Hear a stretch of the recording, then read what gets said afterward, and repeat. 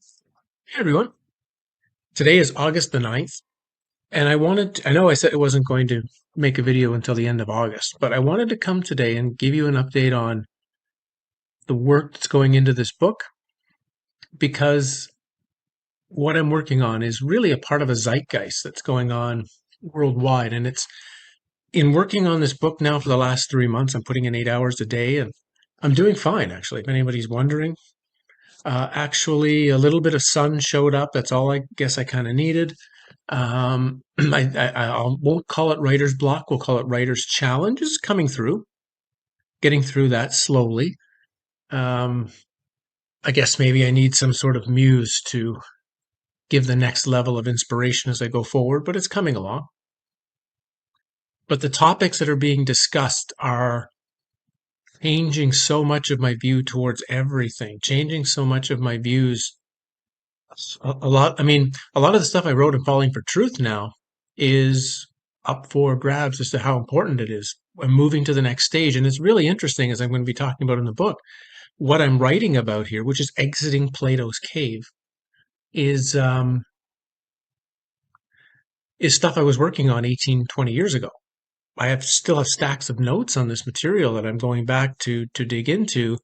But after my death experience, I got focused on other areas, things that are more rounded and labeled in the spiritual world, you might say, or presented as what should be the focus when I see actually it's what I'm writing now. So I'm going to go over a bit of that. I'm going to go over the concepts, a bit of the concepts of reincarnation and soul traps. I want to let you have some really good websites and YouTube channels where you can go and look into this yourself while you're waiting until the first part of the book is ready. And of course, I want to talk about Plato's cave because it in itself, it's all about exiting Plato's cave. So I'll start today with a quote that comes from Wayne Bush. I'm going to do all of this as a audio video, of course, to save the upload space. Okay, I'm back, and I'm going to start with a quote by Wayne Bush, who has a spectacular website called trickedbythelight.com. It's down below. Wayne is I actually now, after I've read through the entire site actually. I consider him the utmost of modern philosophers. He's done a tremendous work and a great job in presenting his ideas and his findings through the study of near-death experiences to a lot of people. But I want to share this for you.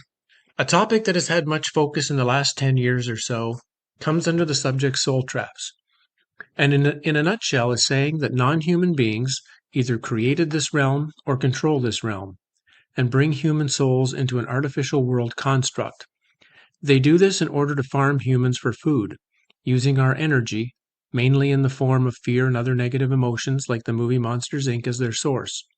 When we die, we get tricked at the key moment when we can turn away from all this by aliens disguised as beings of light or former loved ones. You would then go into a tunnel of light or up a stairway of light. Doing either will cause us to enter the reincarnation cycle and be back in another life in the soul farm. Now, like I say, this is getting a lot of. I've noticed it's been getting a tremendous amount of attention. David Icke is even going to have a book out on September the 1st on this very subject. It's going to be very different than mine. He already did a preview discussion about it, and there is and this is a bit of the problem I have with this subject.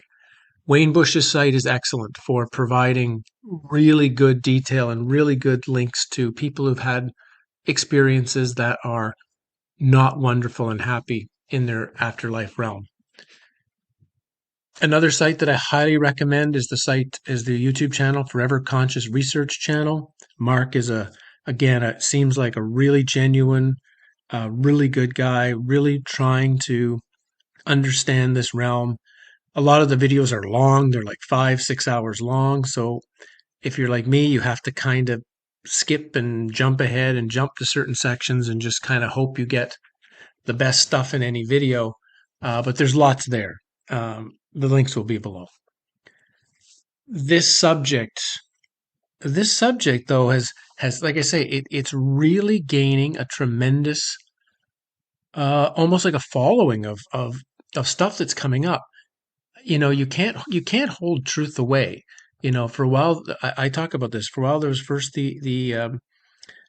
was the insurgence about 10 or 12 years ago of flat Earth study. Then it became Mandela effect. Then it became Tartaria and mud floods, and now it's kind of becoming this. And we're seeing this more and more stuff is coming up. And as I mentioned previously in many of my videos, what you're seeing right now is the reason there is so much locking of an attempted control of our reality is because there's a door available. The problem is to see the door and go through the door is not what most people want. And even the people studying this topic, because I've listened to a lot of videos, read a lot of websites on it, it's just like Plato's cave. There's lots of people talking about Plato's cave. There's lots of people talking about how to notice you're in Plato's cave, how to notice the illusions of Plato's cave. Do you know how many I've actually, and I've looked at a lot of different places. How many places actually are telling you to leave, how to exit Plato's cave? Zero. None. I kid you not, I found zero. That includes books, movies, it doesn't matter. They all attempt to show you how to make Plato's cave better, how to improve your experience in the cave. In a sense, how to make prison life more enjoyable. And the problem is people can see it's an illusion, people can see that they're being tricked, but they believe the layer of what you might call the layer of religion, new age philosophy, which is just, since the 1960s is exploded and is one of the biggest tricks that is being played on you. Because you have to see the truth of the situation. You have to see that the truth of your situation is you've been reincarnating in here over and over and over again. And it has nothing to do with karma. It has nothing to do with school. It has to do with you and I being tricked and deceived for hundreds or thousands of years in all different ways to come back into this realm to be a source of food for a group of alien beings known as archons, led by the creator of this realm, the demiurge.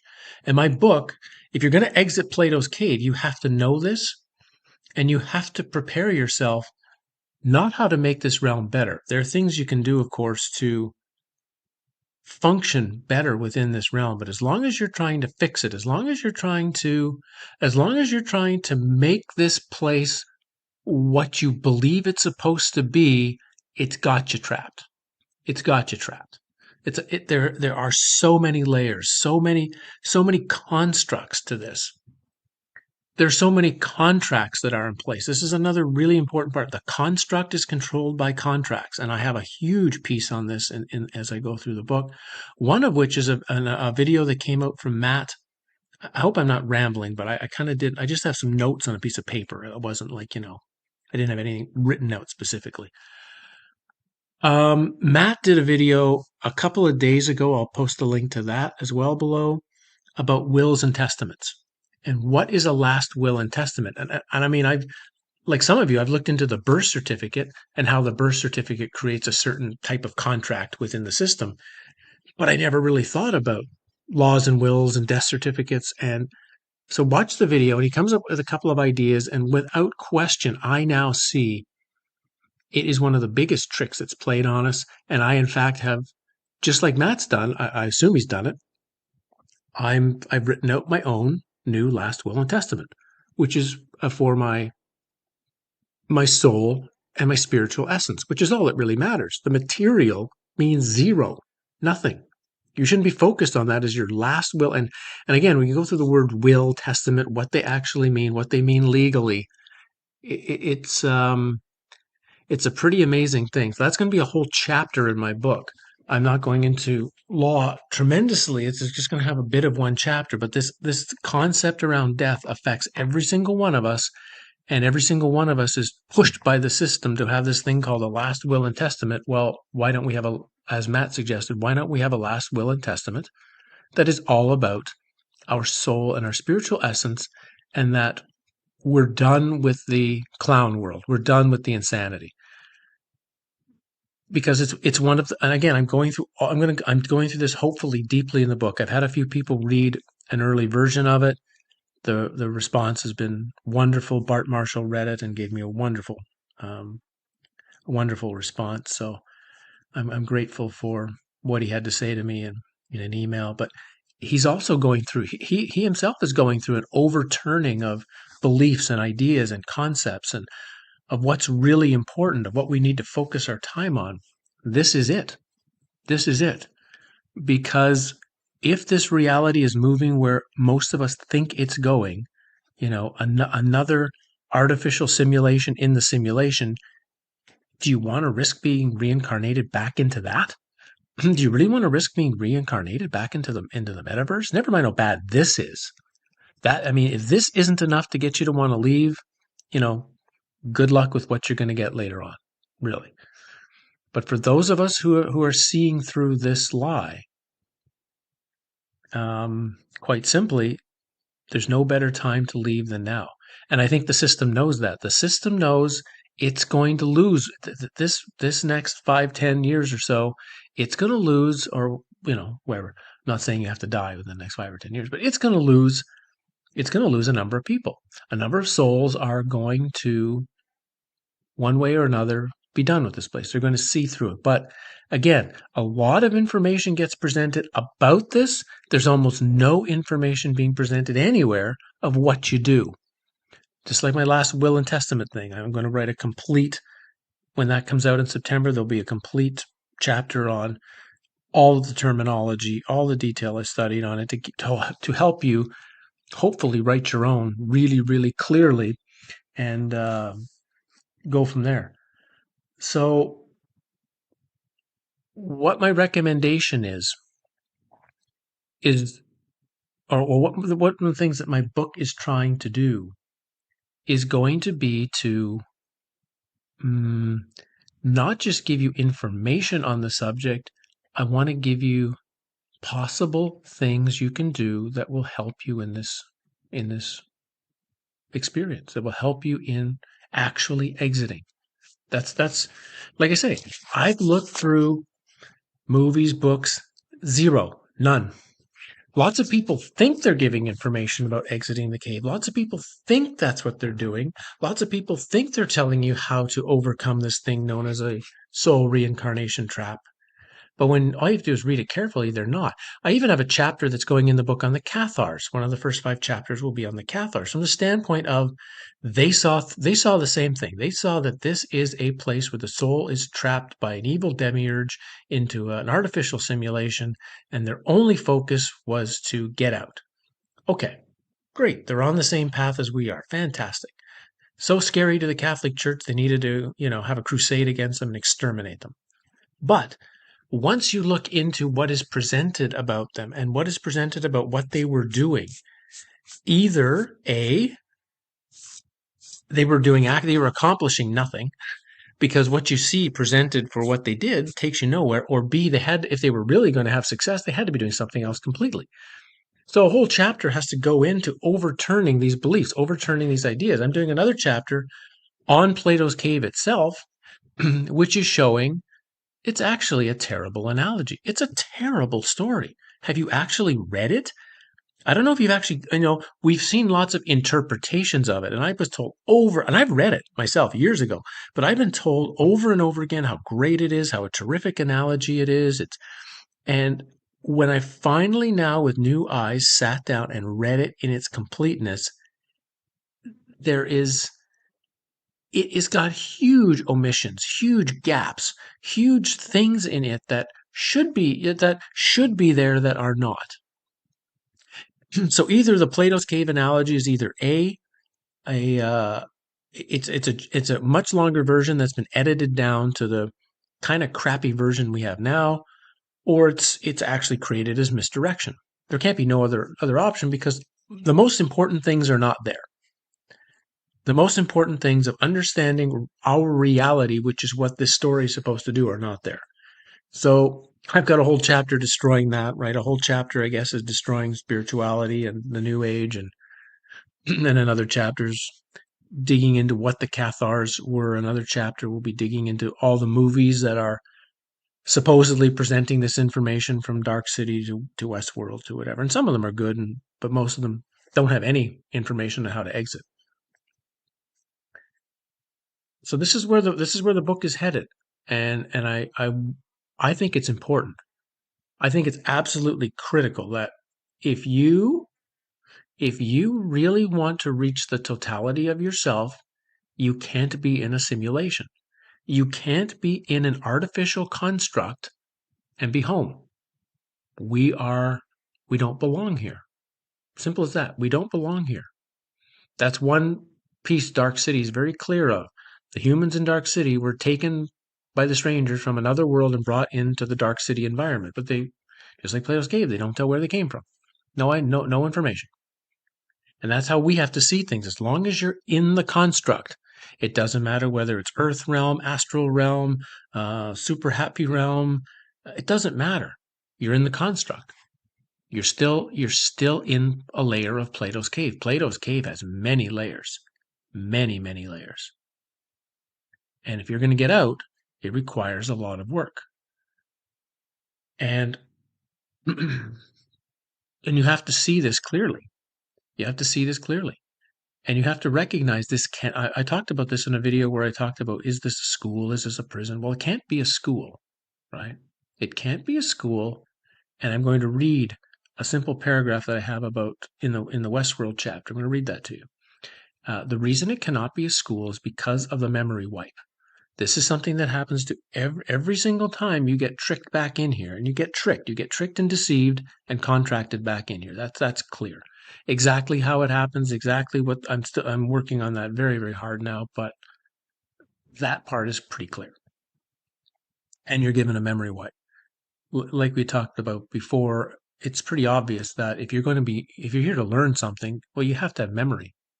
You know, if I touch a stinging nettle plant and I burn my fingers, the memory becomes valuable because next time I go to the plant, oh yeah, I have to wear gloves so I don't get stung again this time. Yeah, right. You learn through memory. If your memory is taken away, then there is no learning. And if you figure every single life is wiped out completely, then it doesn't matter what you did it doesn't matter what you do in this life. It doesn't matter how much you learn in this life. If you're going to come back in a new one and all of this is erased from your memory, your learning is zero. Each time a Westworld robot has died, they are taken to mission control for a cleanup, and then a memory wipe, so that they will forget the last incarnation and go back into the field with their programming intact so they can be shot or raped again.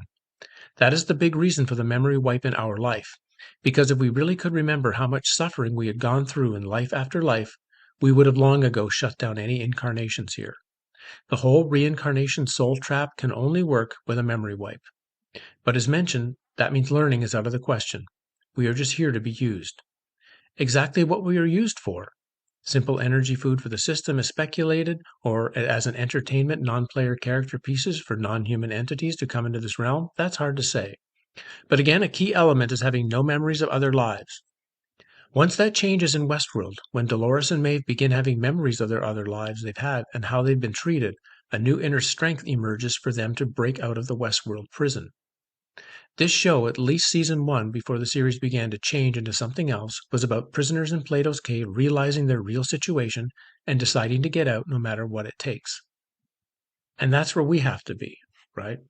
We have to see that a big part of this is a happy, wonderful place, what you might call love and light spirituality, that's the blue pill of Morpheus. And the average person can't get enough of it.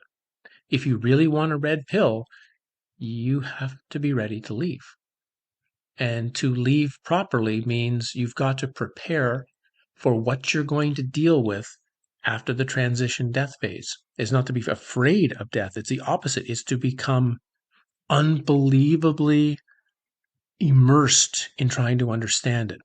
I don't know what's going to happen after I die for sure. Of course, I've had my death experiences. I have some ideas, but now I see I've taken things too much on hope, too much on concepts, too much on whatever, and just kind of just left it there, saying, "Yeah, I'm prepared. I know about death." And I don't, and it's a big part of this work for me personally is going the next step and saying, "What is the most likely things that are going to happen, that are going to be placed upon us, and how do we be as ready as possible to deal with what's going to happen?"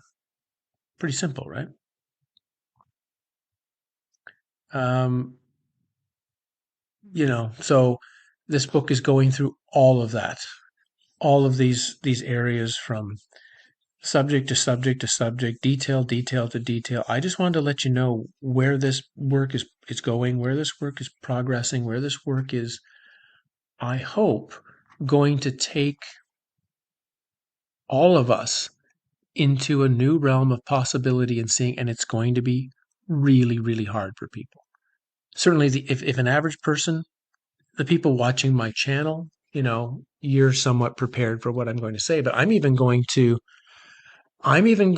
be stepping on a lot of the stuff I've said in my books or said in videos before. I'm literally overturning a lot of my own presentation, a lot of my own belief structures. Not that it's necessarily unimportant. It's important to a certain point, or it has its time, it has its place. But if you hold on to that, even these ideas of oneness or self-realization or any of these terms, these become traps like any other traps.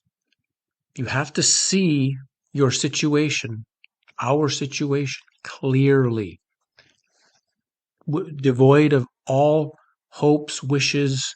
You have to see it in stark honesty.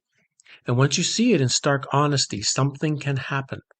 And I'm hoping that the book will, because like I say, there's lots of this information coming out. So I don't necessarily need to overload with information, although I am putting in quite a bit of information, my own viewpoint on what this is, where we are, how this has been structured and created on different levels. But the most important part is then to ask, so what? And this is what you should be doing of every book now, because again, things are changing rapidly. And the open doorways that exist for, I think, souls to be done with this place has a finite time in our world of ease of operation. After a certain point of time, it's going to be much, much more difficult to exit. Not that you can't, but it's going to be more difficult. This is the opportunity. This is the preparation opportunity where you can do what you need to do, be ready for it when it comes, whether it's next week or 40 and 50 years from now. It doesn't matter, but you're ready. That's what's important. You're ready. You feel confident that, yeah, you know what to do.